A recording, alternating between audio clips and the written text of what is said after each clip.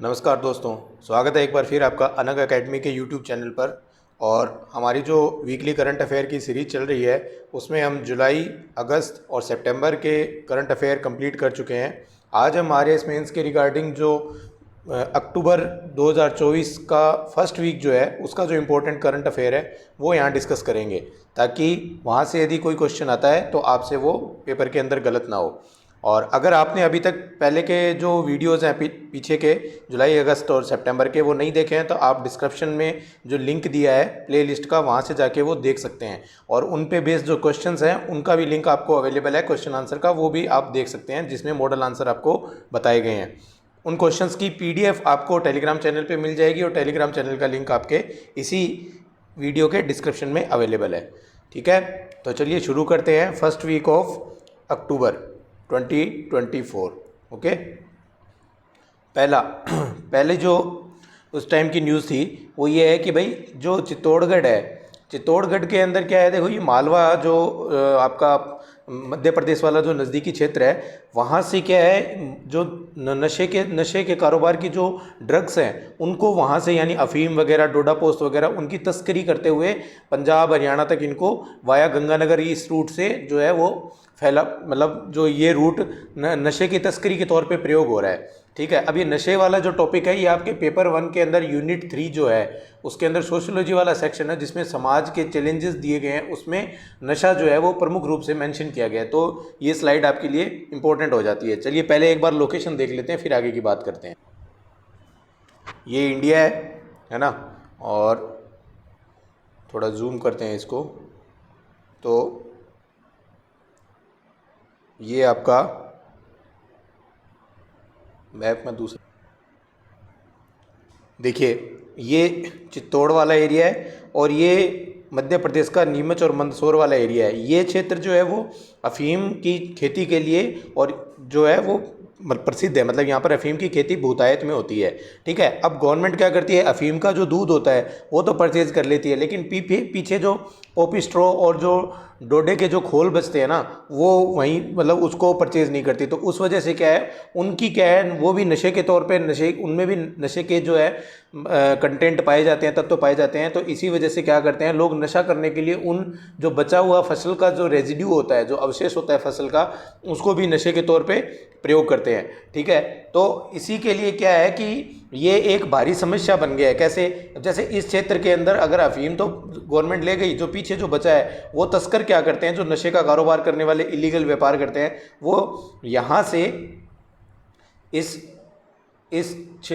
जो नशा है, नशे की जो प्रोडक्ट हैं, जो ये क्या बोलते हैं इसको, डोडा पोस्त वगैरह जो है, वो क्या करते हैं यहाँ से लेते हुए, और इस रूट के थ्रू, मैं आपको रूट दिखाना चाह रहा हूँ, है ना, आप वो देखिए, यहाँ से ये वाला एरिया होता है, यहाँ से इस तरीके से रूट के थ्रू ये पंजाब, इधर हरियाणा, है ना, और इधर ये दिल्ली, इधर यूपी, इस तरफ इस नशे का जो है वो व्यापार करते हैं, इलीगल होता है। अब देखो इस नशे के व्यापार का नुकसान क्या है ना, नशा जो है वो समाज के लिए एक घातक चीज़ है। ठीक है, नशे की वजह से परिवार ख़त्म हो जाते हैं, और ये इलीगल व्यापार है। तो इससे अगर मान लो, जो जैसे पहले क्या है पोस्ट के ठेके होते थे तो उससे सरकार को रेवेन्यू मिलता था, अब क्या है, अगर इलीगल हो रहा है, तस्करी हो रही है, तो सरकार को किसी तरीके का राजस्व जो है नुकसान नहीं होता, राजस्व की क्या होती है, उससे हानि होती है, पहला। दूसरा क्या है, समाज के अंदर जो है कानून व्यवस्था बिगड़ती है नशे के व्यापार से, है ना। नशा समाज में फैलेगा तो युवा जो वर्ग है वो ज़्यादा इसकी चपेट में आता है, और युवा वर्ग की चपेट में आने की वजह से जो मानव शक्ति है, जो देश की युवा शक्ति है, उसका कहीं ना कहीं ह्रास होता है, और देश की जो उन्नति में उनका योगदान होता है वो खत्म हो जाता है। ठीक है, तो इसलिए ये जो है टॉपिक इम्पोर्टेंट है, और जो आंतरिक सुरक्षा के मुद्दे से भी ये इम्पोर्टेंट है। दूसरा क्या है कि नशे के कारोबार से जो पैसा है वो क्या होता है वो, एक सेकेंड, हवाला। ठीक है, हवाला के थ्रू जो है, हवाला के अंदर उस पैसे का यूज होता है जो बाद में आतंकी फंडिंग, और अपन जो टेररिस्ट अटैक वगैरह देखते हैं उनको फंडिंग कैसे मिलती है, नशे के कारोबार से ही मिलती है, ज़्यादातर यही होता है। और दूसरा किसके मिलती है, जो काउंटरफीट करेंसी होती है, जो जाली मुद्रा होती है, उनके व्यापार से भी वो लोग जो है फंडिंग जुटाते हैं। ठीक है, तो इन सब चीज़, अगर हम नशे के व्यापार को रोकते हैं तो अल्टीमेटली हम आतंक को भी रोकते हैं और पाकिस्तान जैसे देश को कमज़ोर करते हैं। ठीक है, तो क्या है कि मेवाड़ का जो क्षेत्र है वो राजस्थान का, वो क्या है, पंजाब और हरियाणा के लिए गेटवे ऑफ ड्रग्स के तौर पे बन गया है। ठीक है, इंपॉर्टेंट है, ये टर्म्स याद रखना, ये आप मेंस में मेंशन करोगे तो आपको मार्क्स मिलने के ज़्यादा चांसेस होंगे।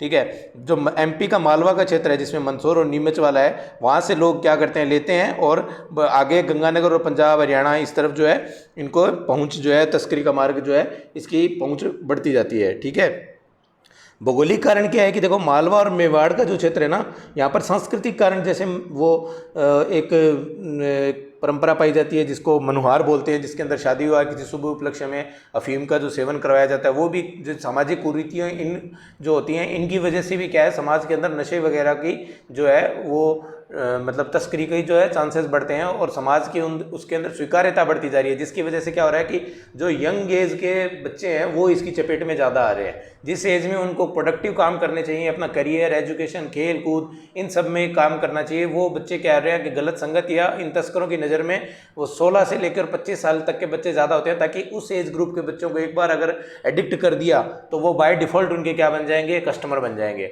और तस्करों का इतना तगड़ा चीज़ होता है कि भाई इनिशियली वो क्या करते हैं कि फ्री और लालच और ये सब मतलब क्या क्या ऐसे हवा दिखाते हैं और बाद में वो बच्चे उसी चीज़ के एडिक्ट हो जाते हैं और एडिक्ट होने के बाद वो क्या होता है, पूरा का पूरा परिवार ख़त्म हो जाता है। ठीक है, जिसे आजकल गंगानगर क्षेत्र के हनुमानगढ़ और पंजाब का बठिंडा, हरियाणा का सिरसा, इधर जो एक जो नशे का जो चिट्टा करके एक जो नशा किया जाता है उसका इतना ज़्यादा प्रकोप है कि परिवार के परिवार ख़त्म होते जा रहे हैं, है ना।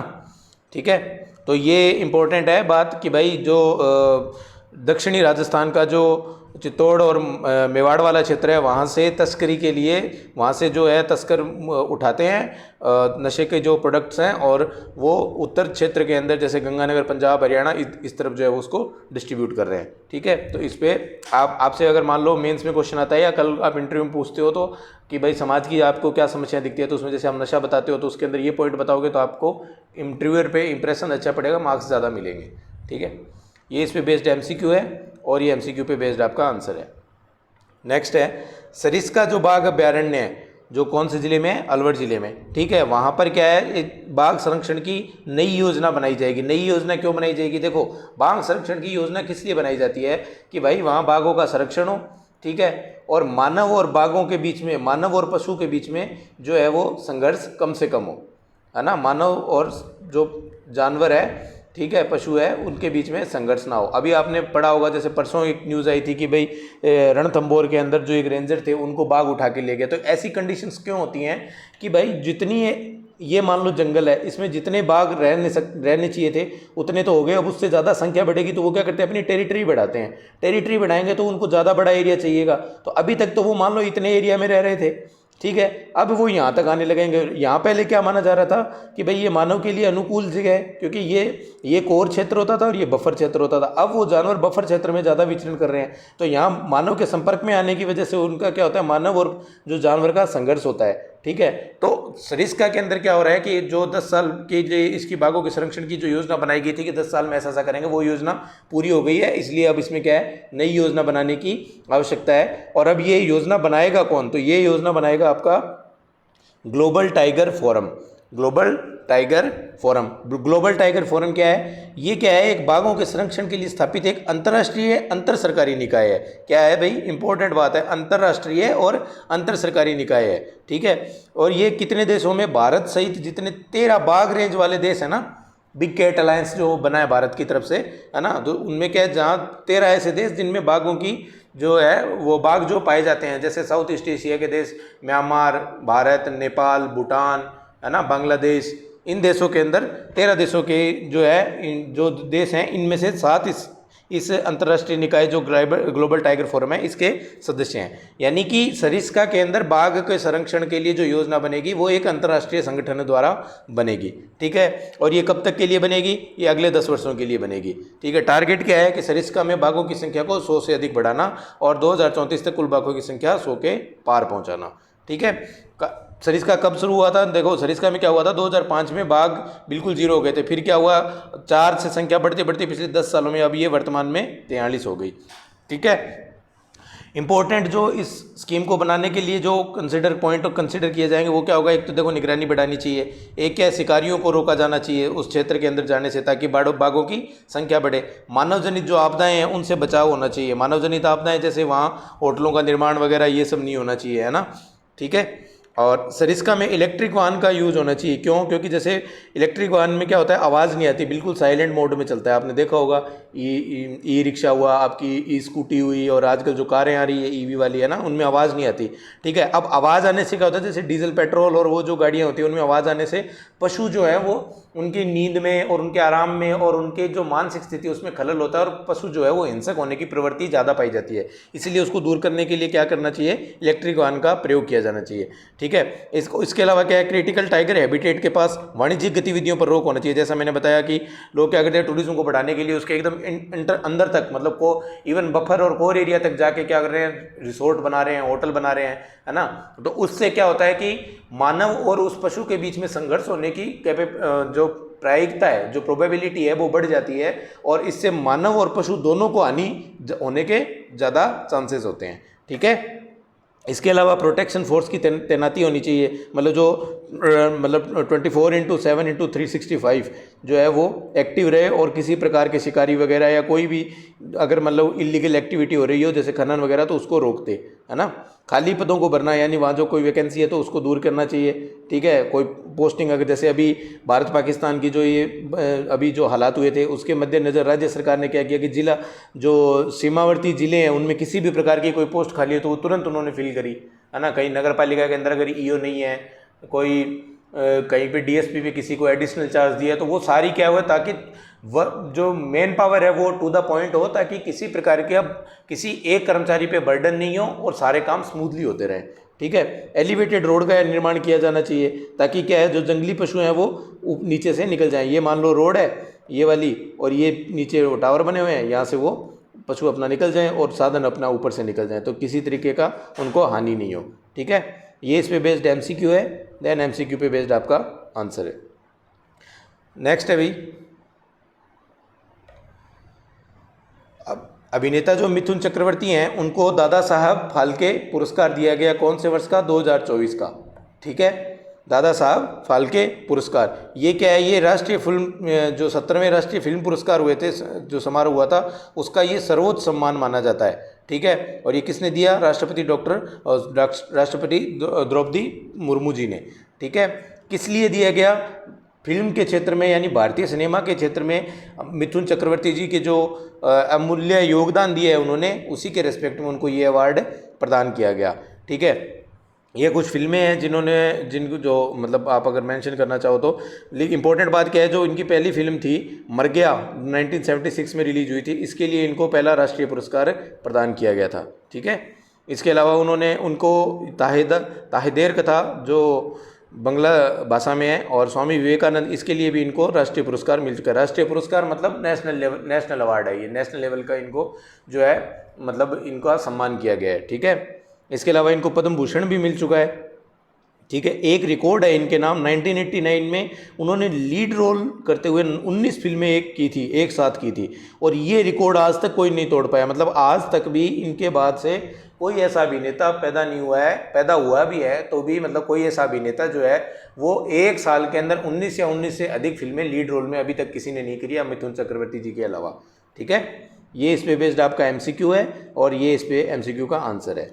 नेक्स्ट है भाई पीएम ई ड्राइव योजना, ये क्या है, ये केंद्र सरकार की योजना है जिसका बजट कितना है, 10,900 करोड़ रुपए, ठीक है। टारगेट क्या है इस योजना का कि इलेक्ट्रॉनिक वाहनों को तेज़ी से अपनाना, यानी इलेक्ट्रॉनिक वाहनों की जो है वो एक्सेप्टेंस जो है वो बढ़े समाज के अंदर, लोग इलेक्ट्रॉनिक वाहन खरीदें। अब वाहन खरीदेंगे तो उन्हें चार्जिंग फैसिलिटी चाहिए, तो चार्जिंग इंफ्रास्ट्रक्चर भी बढ़ाना होगा, तो चार्जिंग इंफ्रास्ट्रक्चर बढ़ाना, ठीक है। अब वाहन खरीदेंगे तो वाहन चाहिए, तो नए वाहन बनाने के लिए जो मैन्युफैक्चरिंग का इकोसिस्टम है उसको डेवलप करना, ठीक है। योजना की अवधि कितनी है, 1 अक्टूबर 2024 से 31 मार्च 2026 तक, यानी लगभग 1.5 साल 18 महीने लगभग, ठीक है। इसमें सब्सिडी दी जाएगी, किस पे दी जाएगी, दोपहिया वाहन पे दी जाएगी। जो ई स्कूटर वगैरह जो चल रहे हैं ना, जो ओला का जैसे स्कूटर आता है, ठीक है, तो इन पे जो है वो सब्सिडी गवर्नमेंट प्रोवाइड करेगी। ये सब्सिडी किस बेसिस पे होगी, बैटरी की पावर के बेसिस पे होगी, ठीक है। और इनिशियली तो क्या है, पहले साल तो 5,000 रुपये प्रति किलोवाट घंटा ठीक है, इतनी सब्सिडी मिलेगी, बट दूसरे साल से इसको 2500 रुपये कर, यानी आधा कर दिया जाएगा प्रति किलोवाट घंटा। ठीक है, और इस सब्सिडी का जो ये जो स्कीम है, इसको जो इम्प्लीमेंटेशन होगा वो किसके थ्रू होगा? ई वाउचर के थ्रू होगा। इसके लिए एक ऐप बनाई गई है जिसके थ्रू ई वाउचर जनरेट होगा, और ई वाउचर के थ्रू ही आपको जो है, अगर आप इलेक्ट्रिक व्हीकल 2 व्हीलर खरीदते हो तो आपको सब्सिडी मिलेगी। ठीक है, ये स्कीम पे बेस्ड आपका MCQ है। देन ये MCQ का आंसर है। नेक्स्ट है भाई, जैसलमेर के अंदर क्या हो रहा है कि आपको पता ही होगा, जैसलमेर जो है रिन्यूएबल एनर्जी के हब के तौर पे उभर रहा है ना। तो अभी तक क्या था कि जैसलमेर में जो है वो सबसे ज़्यादा पवन ऊर्जा के प्लांट लगे थे, यानी राज्य में जितनी भी पवन ऊर्जा उत्पादित हो रही थी उसमें 85% जैसलमेर से उत्पादित हो रहे थे, और 20% ऊर्जा ही जो है सौर ऊर्जा ही जैसलमेर उत्पादित कर रहा था। अब क्या हुआ है कि लास्ट ईयर गवर्नमेंट ने कुछ प्रोजेक्ट्स को नए लगाने के लिए उनको ज़मीन आवंटित की है। ठीक है, तो नई परियोजनाएं लगने के बाद क्या होगा कि जैसलमेर में 5708 मेगावाट की अतिरिक्त सौर परियोजनाएं जो है वो लगेंगी, और इनके लिए कितनी ज़मीन आवंटित की? 10,418 हेक्टेयर। इससे क्या होगा कि जैसलमेर की सौर उत्पादन जो क्षमता है ना, वो 3500 मेगावाट है, जो प्रेजेंटली 3500 मेगावाट है, उससे बढ़कर कितनी हो जाएगी? 10,000 मेगावाट हो जाएगी। कितनी हो जाएगी भाई? 10,000 मेगावाट। जो नए प्रोजेक्ट है वो कहाँ लगेंगे? वो लगेंगे आपका, एक तो लगेंगे बोड़ाना में, एक मोहनगढ़, एक पोहड़ा, एक रामगढ़, है ना, एक नाचना के पास भी लगेगा। ठीक है, इससे होगा क्या? इससे क्या होगा कि भविष्य का जो लक्ष्य है ना, जो राजस्थान सरकार का, वो क्या है कि अगले 5 सालों में, ठीक है, राजस्थान में 30,000 मेगावाट का सौर ऊर्जा उत्पादन करने का लक्ष्य है, जिसमें से लगभग 33% क्या होगा? 10,000 मेगावाट की सिर्फ जैसलमेर प्रोजेक्ट जो है प्रोड्यूस करेगा। यानी कि लगभग आगे 5 सालों के अंदर जितनी भी सौर ऊर्जा जो है राजस्थान प्रोड्यूस करेगा, उसका 1/3 सिर्फ अकेला कौन प्रोड्यूस करेगा? जैसलमेर। ठीक है, और जैसलमेर का आपको पता ही होगा सबसे ज़्यादा पाकिस्तान के साथ ये सीमा साझा करता है। ठीक है, उसके अलावा जैसलमेर का जो इम्पोर्टेंट फैक्ट है, आप जैसलमेर का जो जनसंख्या घनत्व है वो कमेंट सेक्शन में बताइए। चलिए, ठीक है, और धौलपुर का भी बताइए। ये इस पे बेस्ड आपका MCQ, देन MCQ का आंसर। नेक्स्ट है भाई, डीडवाना के नमक उद्योग पर संकट। अब देखो, एक बार इस तरफ आप ध्यान ना दो, ठीक है, ये छोड़ो, आप इस तरफ आ जाओ। देखो क्या है, डीडवाना के अंदर है ना, नमक का व्यापार होता है। कैसे होता है कि वहाँ नमक उत्पादन होता है। ठीक है, नमक का उत्पादन होता है। कैसे होता है? वहाँ जो है खारे पानी की झीलें हैं, खारे पानी की झीलें हैं। ठीक है, खारे पानी की झीलें होने की वजह से क्या होता है, उनमें क्यारियाँ होती हैं, और क्यारियों में बेराइन जो पानी होता है उसको बेराइन वाटर बोलते हैं। ऐसे ऐसे क्यारियाँ होती है। इन बेराइन वाटर के अंदर क्या होता है कि जैसे जैसे आपका पानी, इसका वेपोराइजेशन किया जाता है, और जैसे जैसे वो पानी उड़ता है तो जो नीचे उस पानी के अंदर सॉल्ट होता है वो क्रिस्टलाइजेशन फॉर्म में क्रिस्टलीकृत होकर हमें ऊपर मिलता है, और फिर उसको इकट्ठा कर लिया जाता है। ठीक है, और इस तरीके से नमक का उत्पादन होता है। ये खाद्य के साथ साथ जो आपका है उद्योग के अंदर भी जो है नमक यूज़ किया जाता है, जैसे एसिड वगैरह बनाने में और उसके लिए। अब क्या हुआ है कि भाई नमक जो डीडवाना वाला जो उद्योग है ना, वो मंदा हो रहा है। कारण क्या है कि डीडवाना के अंदर सीवरेज जो है वो स्थापित किया गया, और सीवरेज के जो ट्रीटमेंट प्लांट वगैरह भी लगाए गए, लेकिन सीवरेज का पानी क्या कर रहे हैं, इस खारे पानी की झील में छोड़ रहे हैं।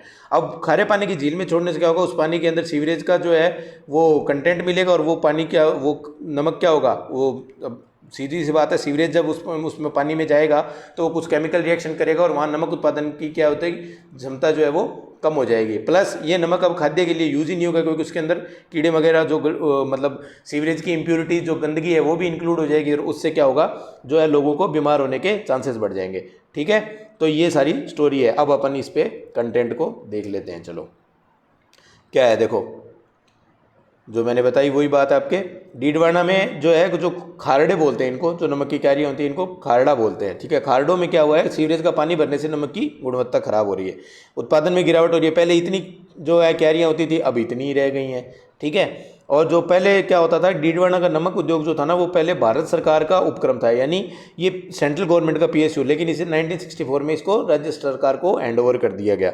ठीक है, और 27 जनवरी 2000 को इस उपक्रम का क्या होता है, पार्शली निजीकरण कर दिया गया। निजीकरण का मतलब क्या किया कि भाई जो वहाँ पर जो नमक उत्पादन कर रहे थे ना, उन्हीं को इसमें जो है हिस्सेदारी दे दी गई। ठीक है, अब क्या है, स्वास्थ्य चिंता है क्या है कि अगर ये पानी जो सीवरेज मिला हुआ नमक खाओगे तो उससे क्या होगा, से उल्टी, दस्त और जो है पीलिया जैसी बीमारियां होंगी।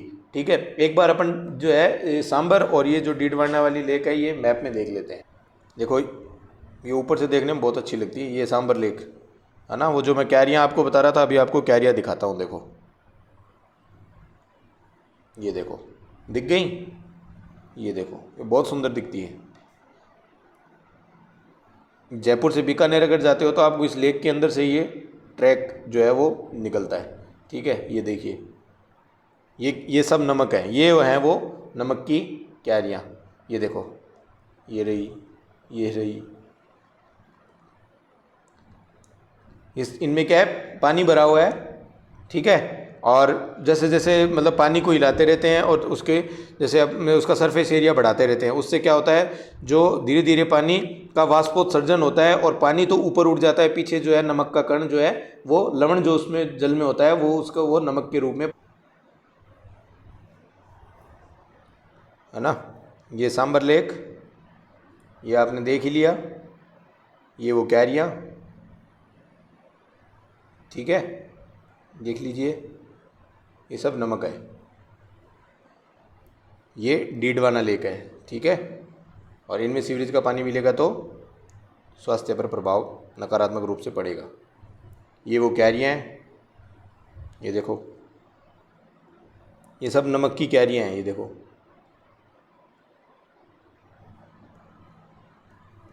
ठीक है, ओके, और ये इस पे बेस्ड MCQ, देन MCQ का आंसर। नेक्स्ट है भाई, स्टेम सेल प्रत्यारोपण से डायबिटीज़ का सफल इलाज। अब क्या हुआ है कि चीन के वैज्ञानिकों ने क्या किया, एक महिला के अंदर जो है वो डायबिटीज़ को ठीक कर दिया। कैसे? स्टेम सेल आपने पढ़ा ही होगा, मेंस आप लिख रहे हैं तो अभी तक आप स्टेम सेल तो पढ़ ही चुके होंगे, है ना। तो उन्होंने क्या किया, स्टेम सेल को रीप्रोग्राम किया और उस महिला के अंदर वापस इंजेक्ट कर दिया। वापस इंजेक्ट करने से उसका क्या हुआ, इंसुलिन जो पैनक्रियाज जो इंसुलिन सीक्रेट करता था वो वापस करने लगा। ठीक है, और उसको टीका लगाने की या बाहर से दवाई लेने की आवश्यकता नहीं हुई और वो वापस नॉर्मल लाइफ में आ गई। ठीक है, तो ये स्टेम सेल वो सेल्स होती हैं, आपको पता ही है, जो किसी भी सेल में परिवर्तित हो जाती हैं, है ना। और आपको पता ही होगा 2-3 प्रकार की होती हैं, ये टोटीपोटेंट, प्लूरीपोटेंट, मल्टीपोटेंट, है ना। तो ये किस किस प्रकार की कोशिकाओं में परिवर्तित हो सकती हैं, उनके अनुरूप ही इनका वर्गीकरण किया गया है। ठीक है, इंपॉर्टेंट बात क्या है कि चीन ने तो इसको मतलब इस बात को यूज़ किया है। ये टेक्नोलॉजी डेवलप किसने करी थी, तो ये टेक्नोलॉजी डेवलप करी थी भाई जापान ने। ठीक है ना, मेन बात ये है। ठीक है, तो थोड़ा एक बार देख लेते हैं। और ये उसकी महिला की स्वयं की जो है वो स्टेम सेल थी। अच्छा, स्टेम सेल मिलती किस में है ज़्यादातर, एक तो गर्भनाल में। ठीक है, एक मध्य प्रदेश के अंदर क्या है कि स्टेम कोशिकाओं के लिए बैंक बनाया गया है। ठीक है, उसके अंदर जो दूधिया दांत जिसको बोलते हैं ना, दूधिया दांत, है ना, उन दूधिया दांत के अंदर भी क्या है, स्टेम सेल पाई जाती है, तो उनको वहाँ स्टोर किया जाता है। ठीक है, इसके अलावा हड्डी के बोन मैरो में भी स्टेम सेल पाया जाता है। लेकिन सबसे जो आजकल पैसे वाले जो बड़े लोग होते हैं, वो जैसे ये इंडस्ट्री के या सेलिब्रिटीज़ होते हैं, वो क्या करते हैं, अपने बच्चों के जन्म होते ही गर्भनाल को जो है वो स्टेम बैंक के अंदर स्टोर करवा देते हैं। आई थिंक बेंगलोर के अंदर एंड दिल्ली के अंदर क्या है, ये स्टेम सेल का बैंक है, जहां आप अपने जो बच्चों के गर्भनाल जो है उनको स्टोर करा सकते हो, ताकि इन भविष्य में उनको किसी अंग प्रत्यारोपण की आवश्यकता पड़े तो उस स्टेम सेल को यूज करते हुए वो अंग क्रिएट किया जा सके और उसे प्रतिस्थापित किया जा सके। ठीक है, तो ये न्यूज़ है, बाकी ये मतलब ये कॉन्सेप्ट था, बाकी ये न्यूज़ है, आप देख लें। ठीक है, इससे क्या होगा, जो मैंने बताई दिया कि उसका इंसुलिन जो है वो सामान्य हो गया। ये तकनीक बनाई किसने थी, 20 साल पहले जापान के शिन्या यामानाका द्वारा विकसित की गई थी। ये इंपॉर्टेंट बात है, शिन्या यामानाका द्वारा ये विकसित किया गया था। ओके, ये इस पे बेस्ड MCQ, देन MCQ का आंसर। नेक्स्ट है भाई, इजराइल ने क्या है, देखो, और अब मतलब सिर्फ आप याद रखना कि ऑपरेशन नॉर्दर्न एरोज क्या है। ऑपरेशन नॉर्दर्न एरोज है, इजराइल ने, जो इजराइल था इसने क्या किया था, जो है लेबनान पर अटैक किया था। ठीक है, तो लेबनान पर जो अटैक किया था ना, जो वहाँ के जो हिजबुल्ला ग्रुप है उसके विरुद्ध। ठीक है, जो ऑपरेशन जो उसके लिए जो ऑपरेशन बोला था उसका नाम था ऑपरेशन नॉर्दर्न एरोज। ठीक है, अब जैसे ऑपरेशन सिंदूर आपको पता ही है, भारत का पाकिस्तान में स्थित आतंकवादियों के खिलाफ, ये पाकिस्तान के खिलाफ नहीं था, ये पाकिस्तान में जो आतंकवादी ढांचे हैं और पाकिस्तान समर्थित जो आतंकवादी समूह हैं उनके खिलाफ जो है ऑपरेशन सिंदूर था। इसके अलावा ऑपरेशन ब्रह्मा, ये भी एक इम्पोर्टेंट है। ऑपरेशन ब्रह्मा क्या है, ऑपरेशन ब्रह्मा है आपका जो म्यांमार के अंदर जो भूकंप आया था अभी म्यांमार और थाईलैंड के अंदर, तो म्यांमार के अंदर भारत ने जो मानवीय सहायता भेजी थी उस ऑपरेशन का नाम रखा गया था ऑपरेशन ब्रह्मा। ठीक है, एक बार लोकेशन देख लेते हैं इजराइल और लेबनान की। चलिए, ये भारत, ठीक है, और यहाँ पे आपका ये इजराइल, ये जेरूसलम और ये लेबनान, पड़ोसी हैं दोनों देश। ये तो इजराइल और ये लेबनान। इजराइल की राजधानी क्या है? जेरूसलम, और सॉरी तेल अवीव, ठीक है, और ये इसकी लेबनान की बेरूत। ओके, और ये लोकेशन आप एक बार, ये इंपॉर्टेंट न्यूज़ में रहती है तो ये लोकेशन पूछी जा सकती है। एक तो इजराइल, ठीक है, इजराइल, इधर सीरिया और इधर साइप्रस, ये तुर्की है जिसके ड्रोन पाकिस्तान ने यूज करे हैं। ये भूमध्य सागर है ही सारा, मेडिटेरियन सी, है ना, ठीक है, और ये माल्टा, इस तरफ कायरो, ये मिस्र आ ही गया, ये स्वेज नहर, है ना, और ये रेड सी, लाल सागर। ओके, तो इस तरीके से लोकेशन साथ के साथ देखते चलिए, एग्ज़ाम में पूछी जा सकती है। चलिए, ये आपका एमसीक्यू और ये एमसीक्यू का आंसर। नेक्स्ट है भाई भारत का क्रूज़ भारत मिशन।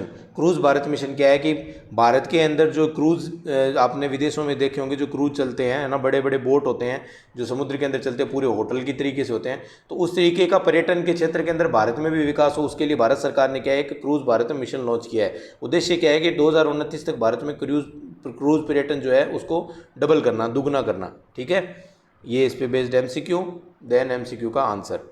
नेक्स्ट है भारत और कजाकिस्तान ने संयुक्त सैन्य अभ्यास किया जिसका नाम क्या था? काजिंद। कहाँ हुआ था ये? उत्तराखंड ओली में हुआ था। और कब हुआ था? 30 सितंबर से लेकर 13 अक्टूबर तक, और ये 8वां संस्करण था काजिंद। ठीक है, एक बार कजाकिस्तान की लोकेशन देख लेते हैं। चलिए, ये भारत और ये हमारा प्यारा देश भारत और ये कजाकिस्तान। ठीक है, और कहाँ पर हुआ था ये अभ्यास? यूके में, यूके यानी उत्तराखंड में। ठीक है, अब एक बात देखो, अब आपके कल को ये मान लो एमसीक्यू में क्वेश्चन आता है और वहाँ पूछे कि भाई इन दोनों देशों का अभ्यास कहाँ हुआ था, और वहाँ बोल दे कि पोखरण राजस्थान में या मार्जन फील्ड फायरिंग रेंज राजस्थान में, तो पॉसिबल नहीं है। कारण क्या है? ये पहाड़ी देश है। ठीक है, और भारत अगर इसके साथ लड़ाई करेगा कल, मतलब इनके साथ मिलकर किसी मिशन पे जाएगा, तो नेचुरल सी बात है वो पहाड़ी क्षेत्र में होगा। ठीक है, अगर यहाँ कजाकिस्तान में सहायता के लिए जाता है तो इनकी दोनों सेनाओं की जो म्यूचुअल ट्रेनिंग होनी चाहिए तो वो पहाड़ी क्षेत्र में होनी चाहिए। तो अभ्यास होगा कहाँ? इस पहाड़ी क्षेत्र में ही होगा, है ना। ठीक है, तो इस तरीके से थोड़ा कॉमन सेंस यूज़ करें तो अपन एमसीक्यू के अंदर, मतलब नहीं आता हुआ क्वेश्चन भी हम सही करने की प्रोबेबिलिटी में होते हैं। ठीक है, चलिए नेक्स्ट, ये इस पे बेस्ड आपका एमसीक्यू और ये एमसीक्यू का आंसर। नेक्स्ट है भाई G20 ग्लोब ई, ये ग्लोब ई, एक तरीके से ग्लोब बोल सकते हो, ग्लोब ई नेटवर्क की संचालन समिति का अध्यक्ष किसे बनाया गया है? भारत को बनाया गया है। ग्लोब ई क्या है कि G20 के जितने भी देश हैं ना, उनके जो भ्रष्टाचार विरोधी जितने भी अधिकरण है, जैसे भारत के अंदर कौन है? सीबीआई भ्रष्टाचार विरोधी, जो भ्रष्टाचार कानून है उसके खिलाफ ज़्यादातर काम करती है। आपका राजस्थान में, राज्यों के अंदर एंटी करप्शन, जो एसीडी जिसको बोलते हैं, एसीबी एंटी करप्शन ब्यूरो, है ना।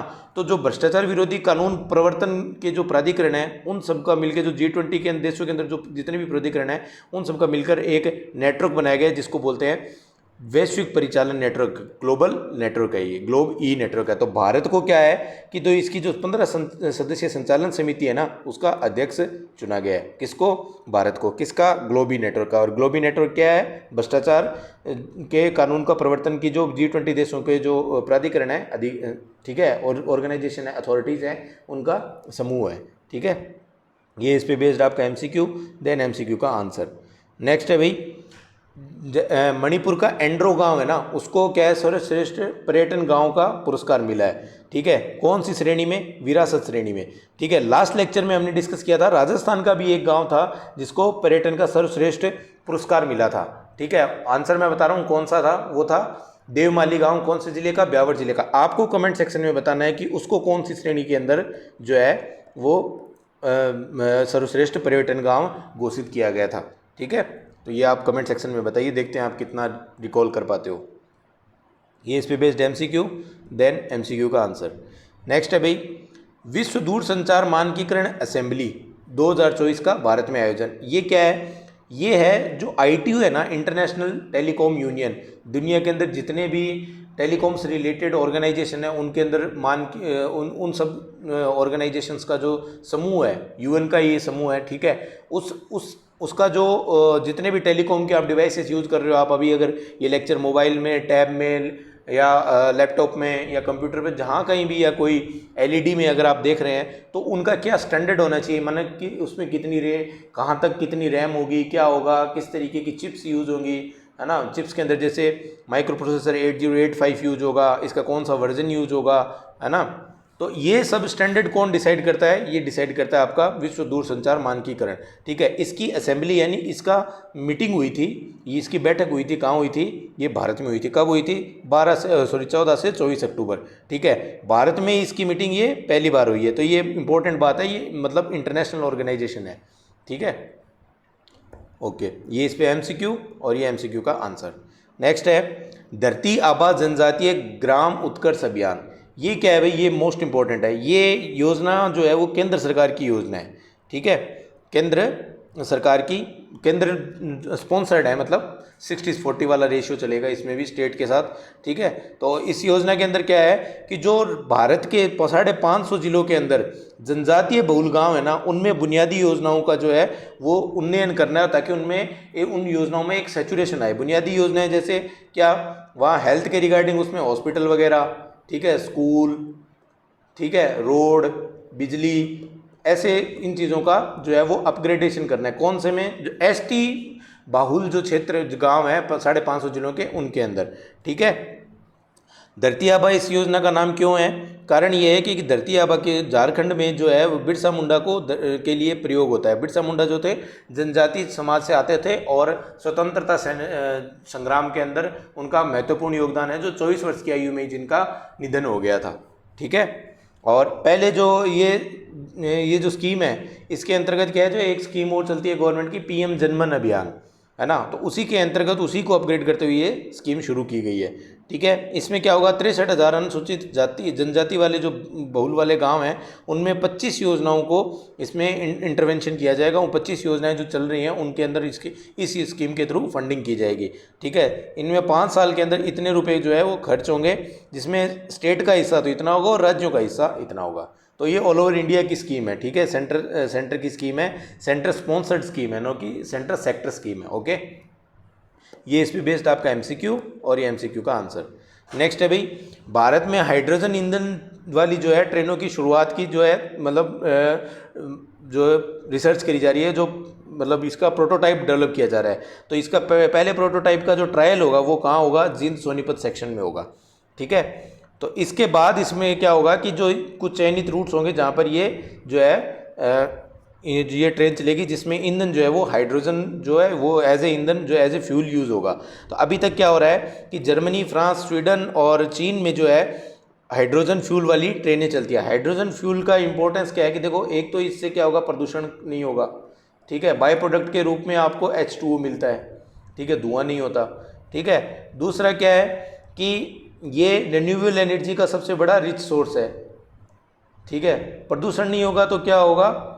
इससे हमें क्या बेनिफिट होगा कि क्लाइमेट चेंज के अंदर, क्लाइमेट चेंज का जो इफेक्ट है वो कम होगा। ठीक है, स्वास्थ्य लाभ होगा। ठीक है, लेकिन ये टेक्नोलॉजी महंगी पड़ती है, इसीलिए हम क्या कर रहे हैं, इनिशियली इसका ट्रायल ही कर रहे हैं। टाटा ने हाइड्रोजन से चलने वाली बसें डेवलप करी है, जिसको जो नितिन गडकरी जी हैं, रोड और राजमार्ग मंत्रालय के, उन्होंने उसको ट्रायल के तौर पे, पायलट प्रोजेक्ट के तौर पे भी लॉन्च किया है, जो आगे अपन पढ़ेंगे, आगे के न्यूज़ में आएगा। ठीक है, इससे इसका उद्देश्य और लागत क्या है कि जो भारत का जो कमिटमेंट है ना, NCAD, नेशनल कंट्रीब्यूशन, जो हमने पेरिस क्लाइमेट एक्शन के तहत जो बताए थे, है ना, जो उसके तहत क्या होगा, भारत का कमिटमेंट क्या है कि 2070 तक भारत नेट जीरो हो जाएगा, नेट जीरो कार्बन उत्सर्जन करेगा। तो उस लक्ष्य को प्राप्त करने में जो है ये जो इनिशिएटिव है वो मदद करेगा। प्रत्येक ट्रेन की लागत लगभग 80 करोड़ रुपए और इंफ्रास्ट्रक्चर इस ट्रेन को डेवलप करने के लिए जो इंफ्रास्ट्रक्चर चाहिए वो 70 करोड़ रुपए के आसपास पहुंचता है। ठीक है, ये इस पे बेस्ड एमसीक्यू है और ये एमसीक्यू पे बेस्ड आपका आंसर है। नेक्स्ट है भाई, दो इंपॉर्टेंट कृषि स्कीम लॉन्च की गई हैं। कौन सी? एक तो है पीएम राष्ट्रीय कृषि विकास योजना और एक कृषि उन्नति यानी कृषोन्नति योजना। ठीक है, इन दो योजनाओं के अंतर ये दो एम्ब्रेला स्कीम बनाई गई है। इन दो योजनाओं के अंतर्गत टोटल इतने रुपए खर्च होंगे। ठीक है, और जितनी भी कृषि की स्कीम है वो सब उनकी फंडिंग इन दो योजनाओं के थ्रू हो जाएगी। यानी ये दो अम्ब्रेला स्कीम के तौर पर गवर्नमेंट के द्वारा शुरू की गई है। उद्देश्य क्या है? उद्देश्य है एक तो है टिकाऊ कृषि को प्रोत्साहन देना। ठीक है, टिकाऊ कृषि को, सतत रूप से जो कृषि की जा सकती है उसको प्रोत्साहन देना जो पर्यावरण के अनुकूल हो। ठीक है, और खाद्य सुरक्षा सुनिश्चित करना। ठीक है, दो इंपॉर्टेंट हैं ये दोनों, मतलब जो उद्देश्य है ये याद रखना। एक तो टिकाऊ कृषि का प्रोत्साहन और खाद्य सुरक्षा सुनिश्चित करना।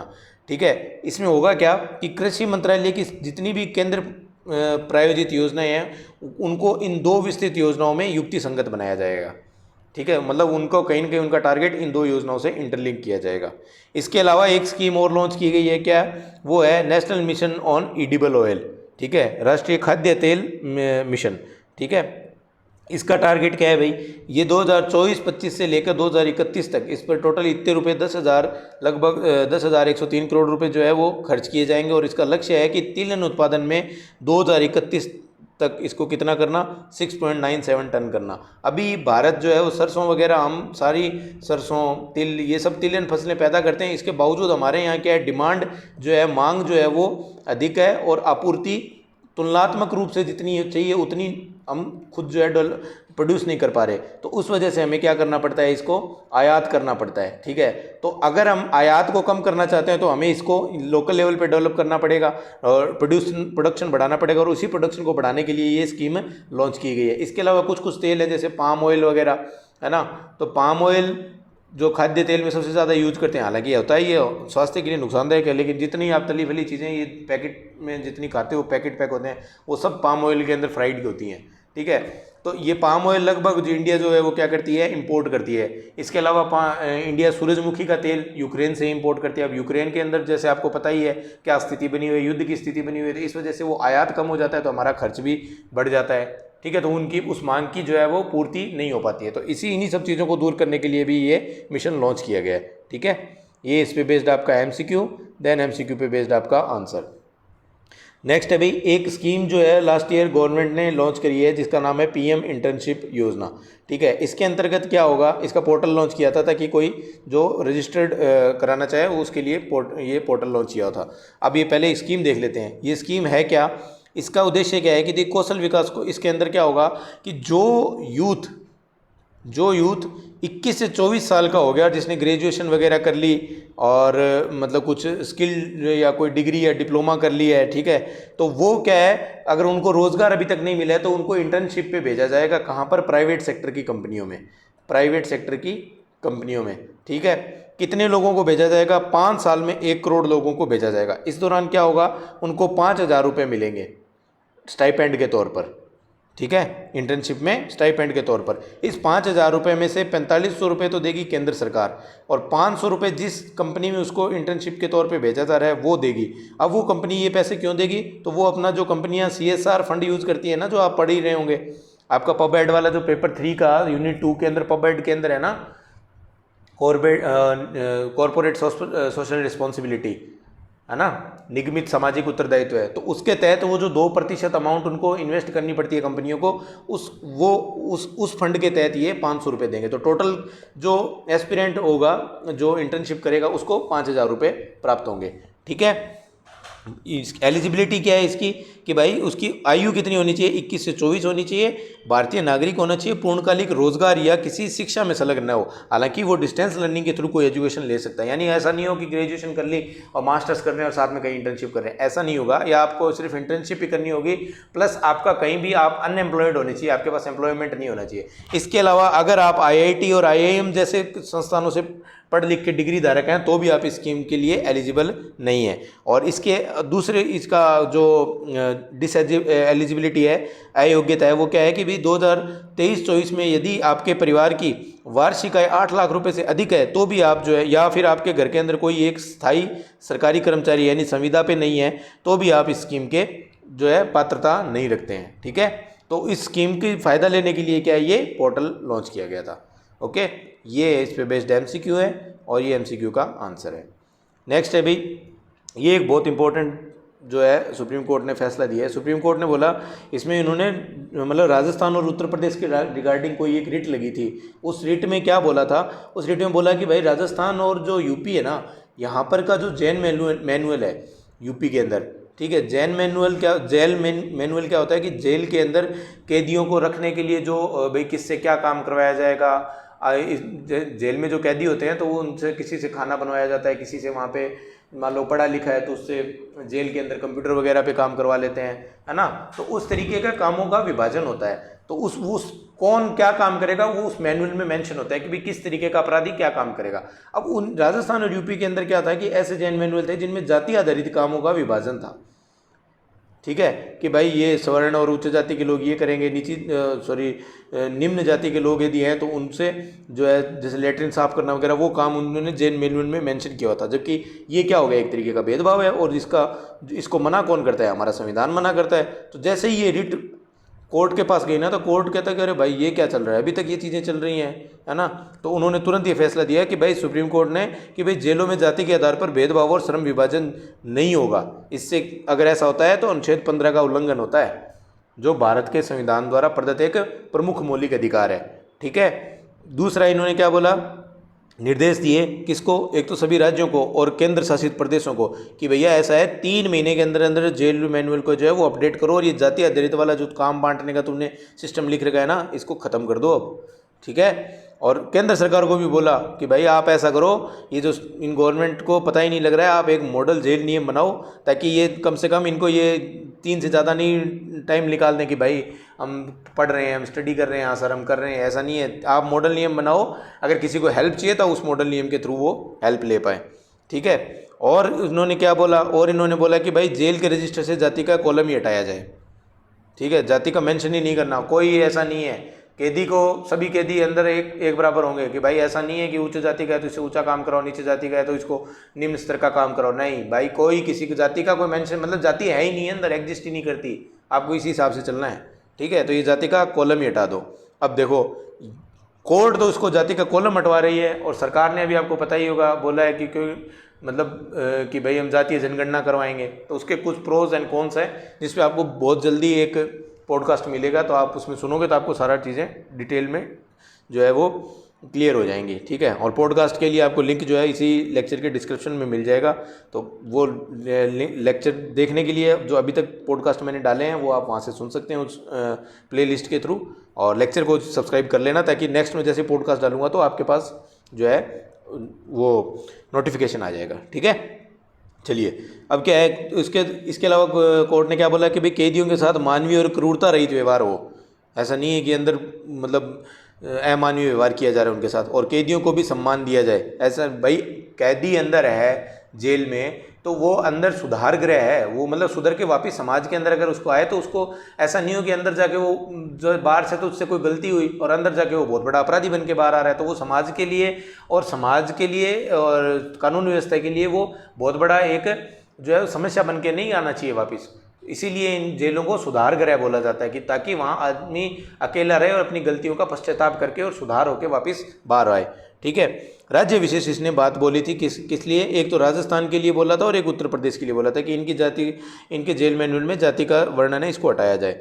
ठीक है, और कोर्ट ने बोला कि भाई ये इस तरीके के जो जातियाँ मेंशन करके आप कर रहे हो ना, क्योंकि कोई तो ये क्या है अस्पृश्यता के अंतर्गत आता है, और ये आर्टिकल 17 जो है, अनुच्छेद 17 जो है वो हमारा अस्पृश्यता का अंत करता है।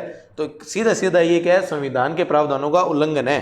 ठीक है, क्योंकि उन्होंने एक पता है इसी फैसले में उन्होंने एक बात और बोली कि भाई कोई भी समूह जो है वो मेला ढोले वाले वर्ग के रूप में पैदा नहीं होता, मतलब जन्म से कोई ऐसा डिसाइड नहीं होता कि भाई ये जो है वो गंदगी ढोएगा और ये जो है वो उच्च रूप में रहेगा। ठीक है, ये कर्मों पे डिसाइड होता है कि भाई तुम कितना डेवलप हो रहे हो। ठीक है, तो और इसके अलावा क्या है, इसी फैसले में सुप्रीम कोर्ट के जो चीफ जस्टिस थे उस समय DY चंद्रचूड़, उन्होंने जो एक पत्रकार थी जिन्होंने ये रिट लगाई थी, उन्होंने बोला था कि भाई बहुत ही शानदार इन्होंने रिट लगाई है और मतलब हाईली मतलब रिसर्च करके रिट लगाई है, ऐसा नहीं है कि कोई पब्लिसिटी का प्रोपेगेंडा है। ठीक है, PIL फाइल हुई थी ये। ओके, ये इस पे बेस्ड MCQ है और ये MCQ का आंसर है। नेक्स्ट है पैलेस ऑन व्हील्स, जो ट्रेन है राजस्थान वाली IRCTC और राजस्थान टूरिज्म की जो कंबाइन उसमें कोऑर्डिनेशन में चलती है, उसको क्या है दुनिया की नंबर 1 लग्जरी ट्रेन का दर्जा दिया गया है। ठीक है, तो ये एक आपसे पूछा जा सकता है 2 नंबर के अंदर, तो आप इसको याद रखना। ठीक है, किसने दिया है? ये दिया है भाई ट्रेवल पत्रिका कोंडे नास्ट द्वारा। ठीक है, और इसको दिया क्या है? The best train trips in the world 2024 readers choice award. ठीक है, ये फैक्ट है एक, आप याद रखना। ये है MCQ और MCQ पे आंसर। नेक्स्ट है भाई, ये इंपॉर्टेंट है, ये देखो अभी क्योंकि इतना आपको पता ही है क्या क्या हुआ है भारत और पाकिस्तान के बीच में, तो उस समय ये मिसाइलें बहुत इंपॉर्टेंट हो जाती है। और मिसाइल आपके मेंशन है पेपर 2 के अंदर, जो यूनिट 2 है उसके सेक्शन के अंदर डिफेंस एंड टेक्नोलॉजी, उसमें स्पेशली मेंशन है मिसाइल्स। तो मिसाइल आप रट के जाना, क्वेश्चन में पक्का पूछी जाएंगी। ठीक है, तो ये एक नई मिसाइल है जिसका नाम है किस तरीके की मिसाइल है? Very short range air defence system. Air defence system, अब एयर डिफेंस सिस्टम पढ़ते ही आपको समझ में आ गया होगा किस तरीके की है। तो S-400 टाइप की है। S-400 तो बहुत एडवांस हो गई। अब ये क्या है? तो अलग अलग तरीके की उसमें जो है वो बताए होती है कि भाई यहाँ तक कितनी मतलब जैसे शॉर्ट रेंज, ये मिडल रेंज और ये लार्ज रेंज, ये टारगेट है और इधर से मिसाइल आ रही है। तो ये तो होगी शॉर्ट रेंज, ये नज़दीक यहीं पर अगर आपकी कोई मिसाइल आ गई तो उसको शॉर्ट रेंज में ही उसको मार गिराना। ठीक है, मान लो एक एग्जैक्ट आपको समझाता हूँ, रुको। मैं सोच रहा था आप समझ रहे होंगे, मुझे लग रहा है नहीं समझ रहे हैं। देखो ये मान लो कोई टैंक है, टारगेट है। ठीक है, और यहाँ से दुश्मन देश की मिसाइल आ रही है। तो एक तो पहले ये बहुत दूर होगी, है ना, तो ये तो होगी लंबी दूरी पे मिसाइल है। दूसरी आ गई ये बीच में, और एक आ गई एकदम नज़दीक, तो ये हो गई कम दूरी और ये हो गई मध्यम दूरी। ठीक है, अब क्या है, जैसे ही आपकी मिसाइल, ये मान लो ये मिसाइल बनाते हैं, रुको, ये मिसाइल है, ये मिसाइल आपकी आ रही है। अगर इसको यहीं इंटरसेप्ट करके हम ख़त्म करेंगे तो इसको यहाँ कौन करेगा ख़त्म? यहाँ से जाएगा जो भी कलर चेंज करता हूँ। ठीक है, यहाँ से जाएगा मान लो, और ये लंबी दूरी की मिसाइल टारगेट करेंगे और हम यहीं इसको ख़त्म कर देंगे। ठीक है, अब अगर मान लो ये यहाँ तक नहीं हो पा रही है और ये मिसाइल आपकी मूव करके यहाँ पे आ गई, तो अब अगर हम इसे बीच में मारेंगे तो इसको मध्यम दूरी की कहेंगे। फिर भी यहाँ से ये बच गई तो ये थर्ड आपके आएगी कहाँ पर? कम दूरी पे। और कम दूरी पे क्या होगी? Very very short range. और हम ये एकदम ये टारगेट हिट ही होने वाली थी, उससे पहले इसको क्रैश कर देंगे। ठीक है, तो यहाँ जो मिसाइल यूज हो रही है वो ये है आपकी very short range air defence system. ठीक है, यानी आप समझ आ गया ना कि भाई जो रेंज है इसकी वो बहुत छोटी है, मिसाइल एकदम टारगेट को हिट ही होने वाली थी, उससे पहले ये क्या होगी? उसको न्यूट्रलाइज कर देगी। इसका टेस्ट किया गया, कहाँ किया गया? पोखरण में किया गया, पोखरण जैसलमेर में। ठीक है, डेवलप किसने किया है? इसने DRDO को किया है। इसकी क्षमता क्या है? दुश्मन के यान जो एकदम नज़दीक आ गए, वो यान हुआ, विमान हुआ, हेलीकॉप्टर हुआ, ड्रोन हुआ, उनको एकदम कम ऊंचाई पर ये सीमित दूरी में मार गिराने में ये सक्षम है। और दूसरी सबसे बड़ी बात क्या है? ये पूर्णतः स्वदेशी है, हमें इससे बाहर से लेना नहीं पड़ा है, हमने खुद ने इसे डेवलप करा है। दूसरी बात क्या है कि ये ट्रांसपोर्ट में आसान है।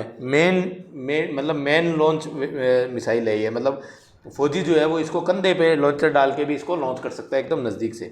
वजन मात्र 20 किलो, लंबाई इसकी 6-6.5 फीट है, और मारक क्षमता इसकी 250 मीटर से लेके 6 किलोमीटर। ये इंपॉर्टेंट है भाई, 250 ये टारगेट, ये आपका टारगेट और ये मिसाइल, इन दोनों के बीच की दूरी जब ये 250 मीटर से लेकर और 6000 मीटर तक या 6 किलोमीटर तक, इतने बीच के अंदर ये जो है वो टारगेट को कहीं भी ख़त्म कर सकती है। ठीक है, स्पीड कितनी है इसकी? 1800 किलोमीटर प्रति घंटा। ओके, तो इंपॉर्टेंट है, आप इसको याद रखना, क्वेश्चन में आपको पूछी जा सकता है मेंस के अंदर।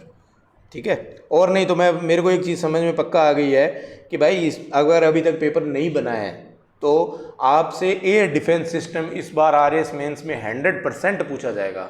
आप अगर ये सोच रहे हो आपसे S-400 पूछा जाएगा, नहीं पूछा जाएगा। आपसे पूछा जाएगा एयर डिफेंस सिस्टम कैसे वर्क करता है। ठीक है, ये क्वेश्चन आपसे पूछा जा सकता है, और मुझे जितनी उम्मीद है ये 5 नंबर में पूछा जाएगा। तो अगर ये क्वेश्चन पूछा गया तो हम RS मेंस का एग्जाम होने के बाद वापस मैं एक वीडियो लेके आऊँगा और ये वाली क्लिप डालूंगा कि देखो भाई मैंने पहले ही बता गया था। ठीक है, पब्लिसिटी तो चाहिए ना मुझे भी। ओके, ठीक है। ये हो गया आपका इस पे बेस्ड एमसीक्यू, देन एमसीक्यू पे बेस्ड आपका आंसर। नेक्स्ट क्वेश्चन, अपार आईडी।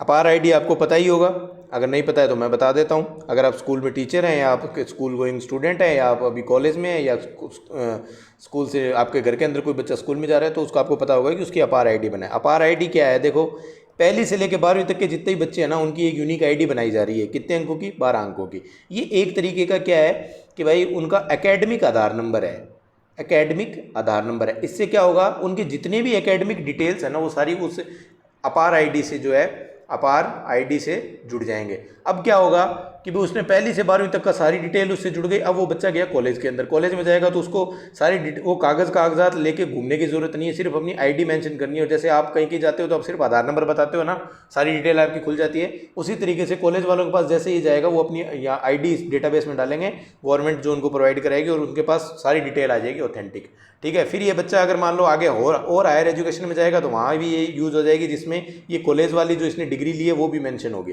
तो धीरे धीरे समय के साथ क्या है, अपग्रेड होती जाएगी जैसे जैसे वो बच्चा आगे आगे एजुकेशन लेता जाएगा।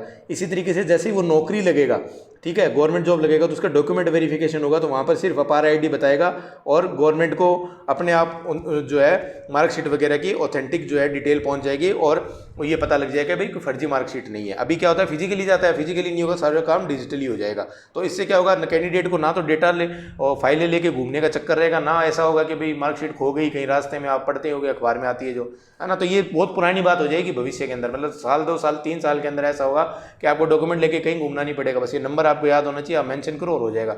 इसी तरीके की आईडियाँ बहुत सारी बन रही है भाई, हेल्थ आईडी भी बन रही है, ठीक है, और राजस्थान में आपको पता है अभी फार्मर आईडी भी बन रही है जिसमें सारे फार्मर का डिटेल होगा। तो ये ई गवर्नेंस के अंदर टेक्नोलॉजी का यूज है एप्लीकेशन पार्ट के तहत, ठीक है, वो है। ठीक है, तो 2 नंबर में ये पूछा जा सकता है। और अगर आप ई गवर्नेंस का एप्लीकेशन कहीं बताएं कि शिक्षा के क्षेत्र में क्या यूज है तो वहाँ आप ये अपार आईडी को मेंशन करेंगे तो आपको नंबर ज़्यादा मिलेंगे। ओके, नेक्स्ट क्या है भाई, फायदा क्या होगा, उद्देश्य क्या है कि छात्रों का शैक्षणिक ब्यौरा एक क्लिक पर उपलब्ध हो।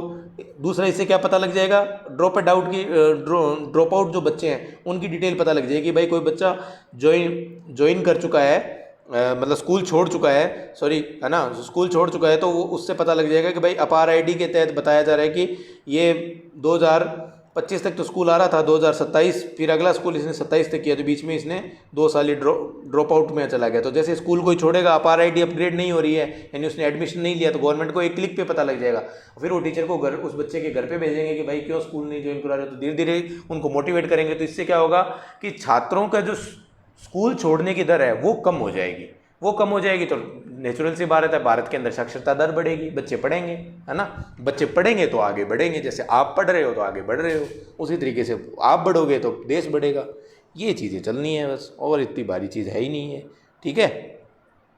और ये ड्रॉप आउट के पता लगेगा, फर्जी मार्कशीट जो अभी आपको पता ही होगा, फर्जी मार्कशीट जो पीटीआई के अंदर बाहर निकालनी है ना, तो वो सारी चीज़ें एक क्लिक पे पता लग जाएंगी, ठीक है। रोज़गार में सहायता मिलेगी, जो मैंने बताया आपको, आगे जो ये नौकरी लगेगा तो इससे क्या होगा, ठीक है। इसके अंदर क्या है, एक तो पाठ्यक्रम, अंक तालिका, प्रमाण पत्र, जो और बच्चे ने क्या उपलब्धियाँ ली है, मान लो स्पोर्ट्स वगैरह सब, छात्रवृत्ति क्या मिली, वो सब इसमें उपलब्ध होगा। और ये सारा स्टोर कहाँ होगा, डिजी लॉकर पे स्टोर होगा, ठीक है। इसके अलावा मैंने आपको एक सितंबर वाली में बताया भी था कि RGHS के अंदर AI को यूज करके और फ्रॉड पकड़ा गया, तो वो ये इसी तरीके की टेक्नोलॉजी है, ठीक है। ये इस पे बेस्ड आपका MCQ और ये MCQ पे बेस्ड आपका आंसर। ओके, तो आज के लिए इतना ही भाई। अभी तक अगर आपने चैनल सब्सक्राइब नहीं किया तो प्लीज़ चैनल को सब्सक्राइब कर लीजिए। लेक्चर आपको अच्छा लगा हो तो प्लीज़ इसे लाइक कीजिए, और किसी तरीके का डाउट हो, आपको कोई क्वेश्चन समझ नहीं है, कोई टॉपिक समझ नहीं है, तो प्लीज़ आप कमेंट सेक्शन में बताइए, मैं उस पर डिटेल्ड वीडियो लेके आऊँगा, ठीक है। और कोई क्वेश्चन आपके दिमाग में है और कोई सजेशन आपके पास है तो उसके लिए हाथ जोड़कर आपका मोस्ट वेलकम है। प्लीज़ आप बताइए ताकि हम अपना कंटेंट और अपनी वीडियोस को और डेवलप कर पाएँ, ताकि ज़्यादा से ज़्यादा बच्चों को बेनिफिट हो, फ्री ऑफ कॉस्ट घर बैठे, ताकि क्वालिटी कंटेंट बच्चों को प्रोवाइड हो। इसके अलावा हमारे जितने भी कोर्सेज चल रहे हैं फ्री ऑफ कॉस्ट है सारे, और जितना मटेरियल प्रोवाइड कर रहे हैं वो भी फ्री ऑफ कॉस्ट है। वो सारे आपको टेलीग्राम चैनल और यूट्यूब पे मिल जाएंगे, उनका लिंक आपको डिस्क्रिप्शन में दिया है, जाएं और ज्वाइन करें। दूसरी बात, जो भी RAS की तैयारी कर रहे हैं, RAS की तैयारी करने की सोच रहे हैं, या राजस्थान के किसी पेपर की तैयारी कर रहे हैं जिनके लिए जीके इंपॉर्टेंट है, लेकिन यहाँ पर RAS लेवल का जीके होगा, आप पटवारी के लिए उन्हें बताएंगे तो देखो यहाँ डेप्थ में जाएगा। अगर कोई डेप्थ में नॉलेज लेना चाहता है तो ये वीडियो जरूर उसके साथ शेयर करें ताकि सबका भला हो, ठीक है, आगे बढ़ते रहिए और पढ़ते रहिए। धन्यवाद। जय हिंद, जय भारत।